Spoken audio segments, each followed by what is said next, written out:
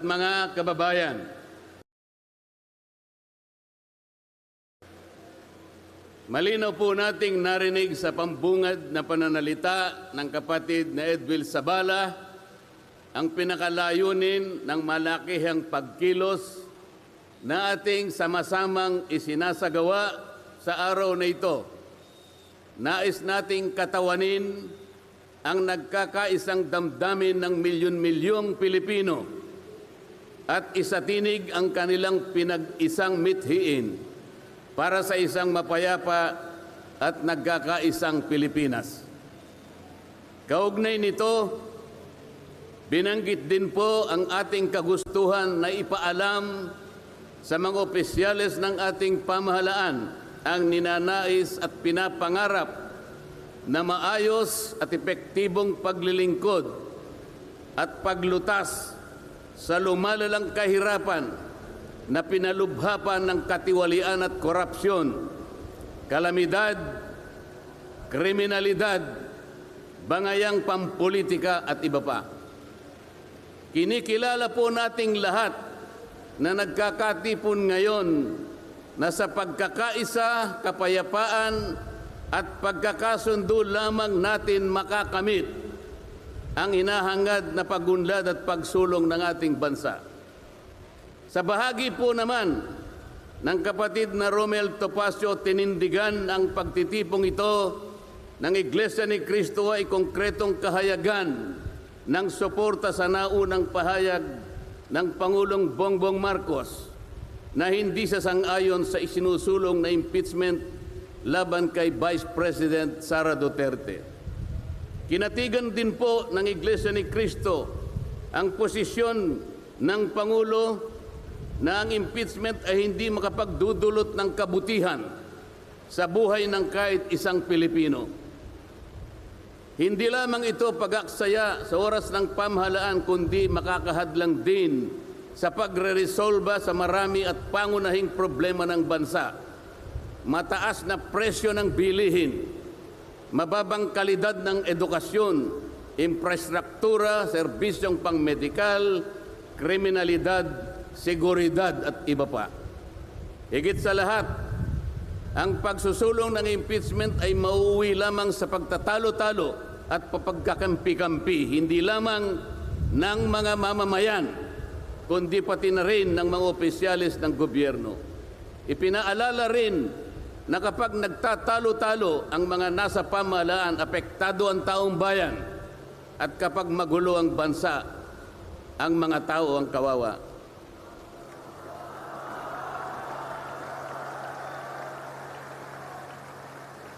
Lagyan po natin ng konteksto ang dalawang pagpapahayag na nauna upang lalong mabigyan ng diin ang kahalagahan ng pagkakaisa, pagkakasundo at kapayapaan sa ikalulutas ng panganib na dulot ng kahirapan dahil sa lumulubhang katiwalian, korupsyon, kalamidad at lalo lamang napabibigat ang buhay at pamumuhay ng ating mamamayan. Sa isang ulat balita ng periodikong Philippine Star, 4 na araw nang nakararaan ay ganito ang sinasabi. Based on a recent SWS survey, an estimated 17.4 million Filipino families considered themselves poor in the last quarter of 2024. This number represents 63% of the surveyed respondents, the highest self-rated poverty in 21 years. Across the country, Mindanao had the highest self-rated poverty at 76%, followed by Visayas at 74% and Luzon at 55%. Mga kababayan, sa tayang 5 ang miyembro ng bawat pamilyang Pilipino, nangangahulugan na aabot sa 87 milyong Pilipino sa ngayon ang nagsasabing sila ay mahirap. Katumbas ito ng 75% ng ating populasyon ngayon na tinatayang 116 million o mahigit pa. Gusto ko pong banggitin sa inyo at kailangan malaman ninyo na sa taong ito ang ating national budget ay nagkakahalaga ng 6.3 trillion pesos. Ito po ang ating national spending. Ang ibig sabihin, ito pong halagang ito ang gagamitin dapat ng pamahalaan upang tugunin ang lahat ng pangangailangan, pangkabuhayan, panglipunan, pangkalusugan, pangedukasyon, pangseguridad, lahat ng kakailanganin alang-alang sa kapakanan ng bawat isang Pilipino. 6.3 trillion pesos. Ngunit, ang tinatayang magiging income lang ng ating bansa ay kulang pa sa 5 trilyong piso. Ang ibig pong sabihin, meron tayong deficit. Meron tayong kakulangan na 1.5 trillion pesos. Ito po ang ating ipangungutang sa taong ito. 1.5 trillion pesos. Ibig sabihin po, bawat araw tayo'y gagasta ng 17.6 billion pesos. Yun po yung ating gasta. Araw-araw. Ngunit ang ating kinikita ng bansa ay 13.4 billion pesos lamang. Sa makatwid, ang uutangin natin araw-araw ay 4.2 billion pesos.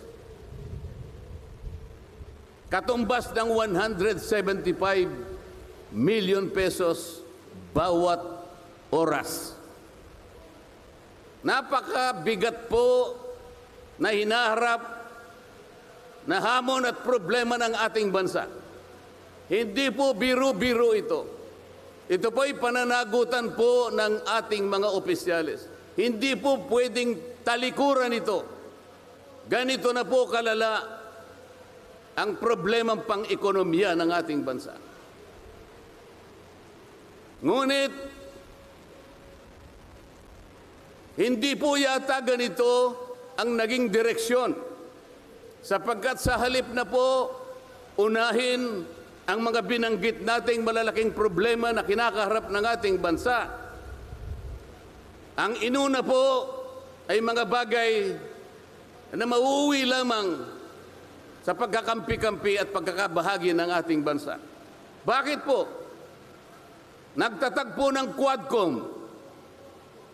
Ang buong akala ko po sa pagtatatag ng Quadcom, ito po ay 4 na komite sa House of Representatives. Kinonsolidate, ginawang isang makapangyarihang komite na ang buong akala ko, ito ang gagamitin para tutukan ang namumuong problemang lumulubha pa na hinaharap ng ating bansa. Napakataas po ng bilihin, lalo na po yung pagkain ngayon. Nagtanong-tanong po ako, ang isang pirasong kamatis last week is 20 pesos. Tama po ba yun? Ngayon po, may nagsabi sa akin 30 pesos isang kamatis.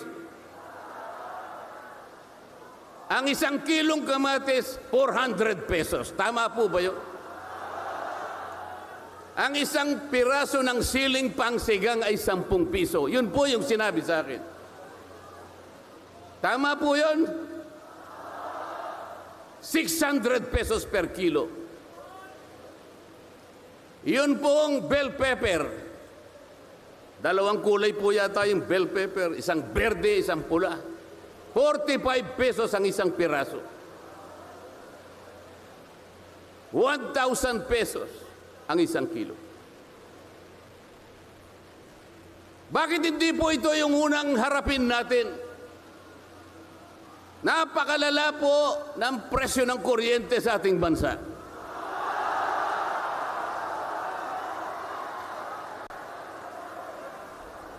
Meron po akong isinulong na 10 panukalang batas na ang tanging layunin ay ibaba ang kuryente sa bansang ito. Ikinalulungkot ko pong ibahagi sa inyo na kahit isa'y wala man lamang pong nadinig.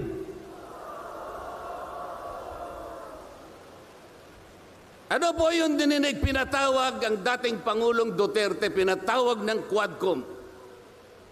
At ang ginamit na pamamaraan ay yung isinasaad sa saligang batas, inquiry in aid of legislation. Natupad po ba yung inquiry in aid of legislation? Paano po in aid of legislation kung ang tatawagan nilang resource persons para humarap sa paglilitis na yon ay puro kalaban ng dating Pangulo? Alam po ninyo lahat yon. Pinagtatanong nila yung Pangulo base doon sa mga sinumpaang salaysay at affidavit nung kanyang mga inusig nung kanyang panahon sa war on drugs. Hindi naman ipinatawag ang mga taong maaring makapagbigay sa kanya ng tulong upang ipaliwanag ang war on drugs. Hindi ipinatawag ang mga Solicitor General sa kanyang panahon. Hindi ipinatawag ang mga Chief PNP upang magpaliwanag kung ano ang war on drugs. Puro kalaban ng dating Pangulo. Yung mga abogadong kasama niya para magtanggol sa kanya, hindi pwedeng magsalita. Sapagkat ang tuntunin sa mga komite, ikaw ay papayagan lamang para payuhan mo ang kliyente mo sa kanyang karapatan. Ngunit paano mangyayari na ang kliyente nila ay papayuhan sa kanyang karapatan kung bubulungan lang siya, ay makikita siya ng isang chairman doon. Attorney, huwag mong bubulungan yan. Iko-contempt kita.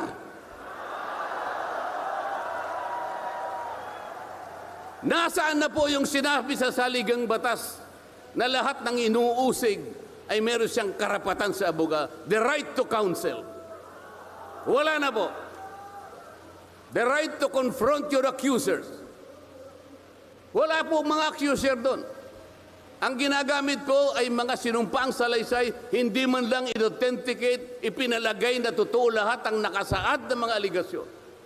Anong gagawin ng isang tao sa harap ng ganito na walang rule of law at walang due process?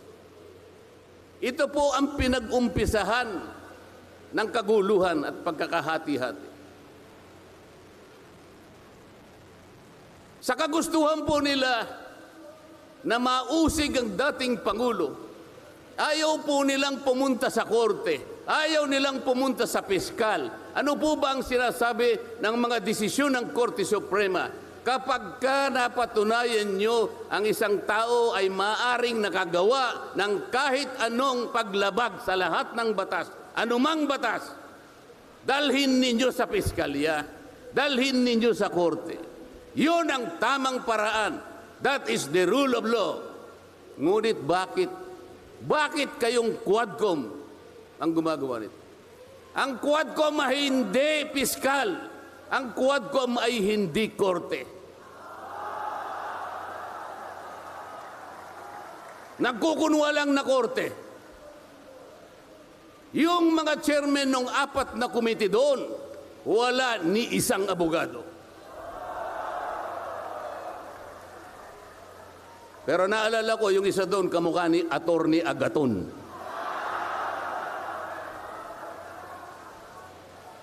So sa halip na ang unahin ay yung kapakanan ng mamamayan, sa harap at liwanag ng napakaraming nakabantang panganib sa atin, sa ekonomiya, panglipunan, pangseguridad, korupsyon, katiwalian, bakit ang inuuna ay usigin ng isang tao na hindi naman ipadadaan sa tamang proseso ng batas? Pangalawa, tinawag po nila ang pangalawang Pangulo sa 2 pagkakataon. Una po, nung magpipresent siya ng budget.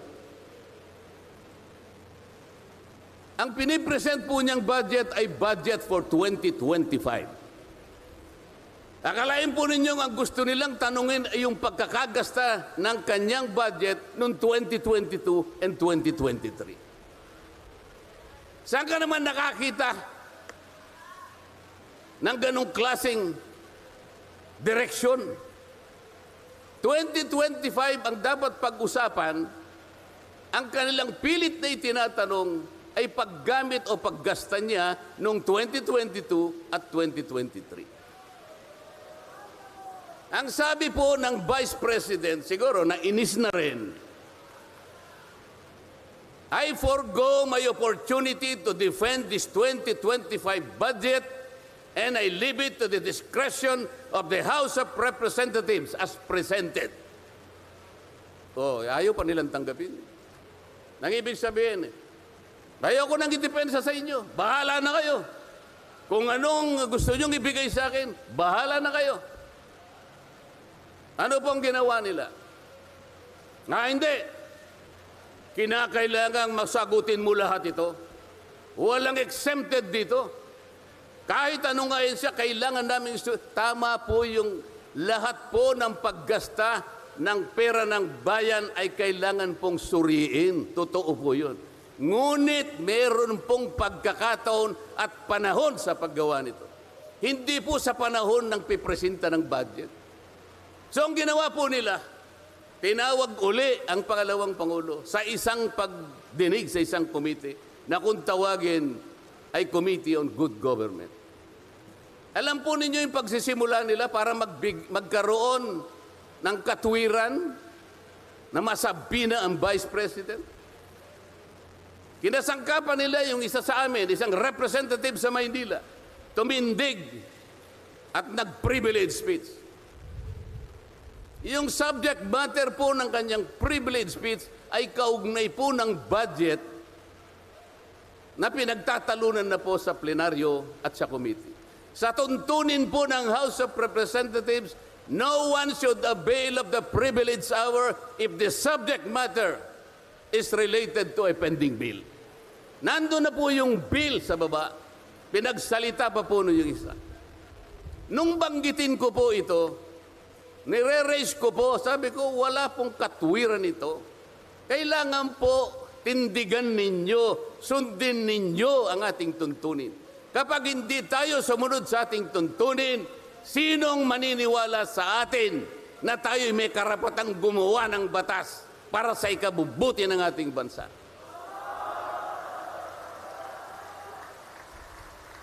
Ang sabi po ng chairman, noted. Saan ka naman nakakita ng ganun? Ang House of Representatives ay lugar ng pagdidebate. Doon masusuri kung sino ang may katwiran. Kung hindi magsasalita ang chairman. At pagkatapos po, sinabi ko pa, bakit baka ako, dahil lamang sa isang manifestation ng isa sa amin, ginawa na naman ninyong isang motu proprio action. Yung motu proprio po ay, ibig sabihin, ang komite sa kanyang sarili ay pwedeng mag-imbestiga sa sarili niya. Pero ginamit nila yung manifestation ng isa sa amin. Mali na naman po yun. Hindi po dapat ganun. Nung i-raise ko po yun, ayaw na naman po nilang pumayag. Samantalang ako po, I delivered a full privilege speech. DepEd din ang pinag-uusapan nun. At ang ni-raise ko po ay yung katiwalian involving more than 3 billion pesos covering 3 annual audits of the Commission on Audit. Kahit na full privilege speech, hindi man lang po ni-repair sa committee. Samantalang yung illegal po na privilege speech, dali-daling ibinigay kagad sa Committee on Good Government. Kahit na illegal, kahit alam nilang mali. Ito po yung problema. So sabi ko, Mr. Chair, bakit tayo po ang sumusuri? Bakit tayo po ang nag-audit ng confidential funds ng Vice President? Bakit tayo po? Hindi po ba ang minanduhan ng ating saligang batas na tanging may otoridad at kapangyarihang mag-audit at mag-examine ng lahat ng report at papeles ng pagkakagasta ng ating bansa ay ang Commission on Audit. Ni-raise ko na naman po yun. Ayaw pong sumagot ng chairman. Ang pinasasagot po sa akin ay yung hindi abogado. Sabi ko, Mr. Chair, nilapitan ko po sila. Mr. Chair, huwag naman pong ganito. Ilagay naman po natin sa konteksto at sa regulasyon ng ating ginagawa. Tinatanong ko po ay isang constitutional issue. Bakit ang pasasagutin mo sa akin ay hindi man lang abogado? Huwag mo naman akong insultuhin.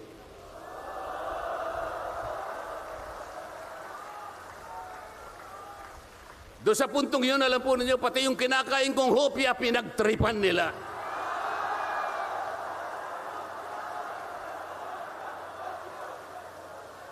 Ang Iglesia ni Cristo ay hindi po laban sa impeachment, sapagkat ang impeachment ay itinatadhana sa saligang batas. Ngunit, kung ang paraan ng pagsasagawa nito ay wala sa batas at wala sa tuntunin, ito na naman ay pagmumulan ng kaguluhan, pagmumulan na naman ng pagkakabahabahagi ng ating bansa. Ito po ang gusto nating iwasan. Ito po ang gusto nating iwasan. Iniimbestiga nila po yung confidential funds. Ang tanong ko po, Mr. Chairman, mahigit pong 400 opisina at ahensya ng ating pamahalaan ang tumatanggap ng confidential funds. At sila din ay natatawagan ng pansin ng Commission on Audit. Bakit naman isang opisina lang ang pinipilit niyong usisain? Hindi ba masyadong halata namang pamumulitika yan? Ito po yung gusto nating liwanagin. Hindi po tayo laban sa pag-iimbestiga ng katiwalian. Ilagay po natin sa ayos. Sana man lang, kumuha sila ng ilang pang mga bahagi ng opisina na kagaya din ng paggagamit ng confidential funds, sapagkat ang layunin po raw ay makagawa ng batas. Kung talagang gusto ninyong gumawa ng batas, kasi po in aid of legislation, palagi po ito ang nagagamit, inquiry in aid of legislation. Nasa saligang batas po naman talaga ito. Kaya lang, meron pong limitasyon ang inquiry in aid of legislation. Ano po yung unang limitasyon? Kailangan po meron ka ng nakabalangkas na batas, panukala.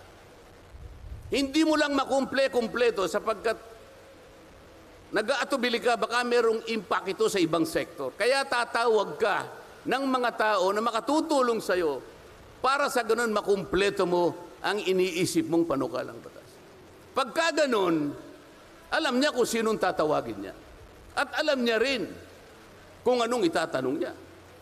Hindi po ganun ang nangyayari ngayon eh.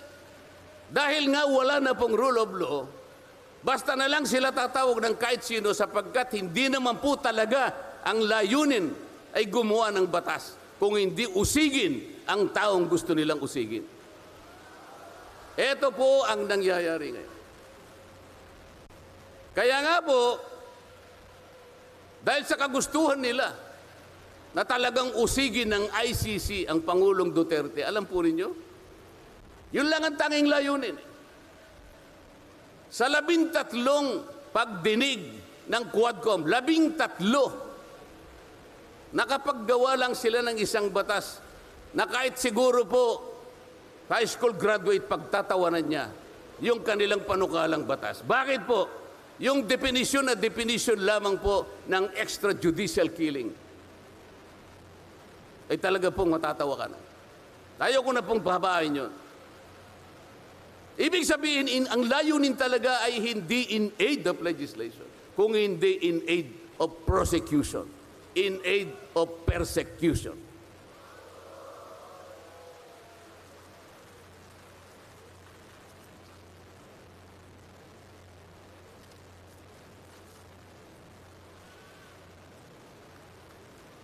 Kanina po, mga kababayan, napanood po ninyo ang video na kung saan ay nagpahayag nang di pagsang-ayon si Pangulong Marcos sa namumuong impeachment laban sa pangalawang Pangulo. Ulitin ko lamang po yun. Sabi niya, tumutukoy po dun sa pagsasagawa ng impeachment. This is not important. This does not make any difference to even one single Filipino life. So why waste on this? What will happen if somebody files an impeachment? It will tie down the House. It will tie down the Senate. It will just take up all our time, and for what? For nothing, for nothing. Sabi po niya ito, none of this will help improve a single Filipino life. As far as I am concerned, it is a storm in a teacup. It's a tempest in a teacup. Ang ibig sabihin, isang napakaliit na bagay na pinipilit ninyong palakihin. Napakalaki ng problema ng bansa ang inaharap natin. Ito ang ating atupagin. Ito yung gustong mangyari ng Pangulo ng Republika ng Pilipinas. Sumagot po ang liderato ng House of Representatives. At sa isang bahagi, ang sabi po niya, ito po, kinuha ko lang yung isang bahagi sa isang mahabang manifestong ginawa nila. Sabi po ng House of Representatives, bilang tugon doon sa sinabi ng ating Pangulo, sabi po niya, together, let us rally behind our President to protect and preserve the gains of democracy as we build a stronger, more united, and more prosperous republic. Pero nasaan po kaya? Nandito po kaya lahat yung mga sumama sa manifestong ito na sumusuporta na mag-rally tayo sa likod ng Pangulo? Tayo'y magkaisa upang panindigan yung nauna niyang pahayag na ang gusto nating unahin na pagkaisahan ay yung pagtugon, pag-address sa mga problema ng bansa. Nasaan kaya sila? Nandun kaya sila sa likod ng Pangulo o tayo lang lahat? Sa Makati, tayo pong lahat ngayon na sama-samang nagkakatipon ngayon na hindi ko mabilan kung ilang, baka meron 1 milyon po yata. Tayo pala ngayon ang nagkakatipon sa diwa ng tunay na kapayapaan at pagkakaisa na nagrarally ngayon. Sapagkat tayo lamang ang nasa likod ng Pangulo sa kagustuhan niya na harapin natin ang mga hamon at nagbabantang problema ng ating bansa. Sapagkat, sabi niya, totoo naman, ang impeachment ay hindi makapagbibigay kahit anong butil ng kabutihan sa buhay ng isang Pilipino. Bago po ako magtapos, ay nais ko pong sipiin dito ang butil ng kaalaman na inalaw sa isang 1957 Nobel na ang pamagat ay Atlas Shrugged ni Alice O'Connor, na kilala sa taguring Ayn Rand. Ang sabi po niya, sa English muna po, pasensya na po kayo. When you see that in order to produce, you need to obtain permission from men who produce nothing. When you see that money is flowing from those who deal not in goods but in favors. When you see that men get richer by grab and pull, not by work. And your laws don't protect you against them, but protect them against you. When you see corruption being rewarded and honesty becoming a self-sacrifice, you may know that your society is doomed. Kapag nakikita po ninyo na para tayo ay mag-produce, ay hingi pa tayo ng permiso sa mga taong hindi naman nakakapag-produce. At nakikita po nyo na umaapaw ang pera sa pamagitan ng patagong transaction at hindi sa pamagitan ng mga merchandise na nakikita natin. At nakikita ninyo kanya na yung iba ay lalong nagiging mayaman sa pamagitan ng katiwalian at hindi sa pamagitan ng trabaho. At ang mga batas ninyo, sila pa ang pinoproteksyonan. At ang batas ninyo ay sila pa ang lumalaban sa inyo. At kapag ang corruption ay ito ang itinatadhana, ito ang binibigyan ng reward, at yung katapatan ay ito ay nagiging sakripisyong pang-personal. Alam na ninyo na ang inyong lipunan ay nasa kapahamakan. Mabigat po ito. Mabigat po ito. Ito ang dapat harapin ngayon sa pamamagitan ng pagkakaisa, pagkakasundo at kapayapaan. Hindi po biro-birong problema ang inaharap ng ating bansa. At bago po ako tuluyang magtapos, payagan ninyo kung ulitin ang sentimiento ni Edmund Burke, isang English political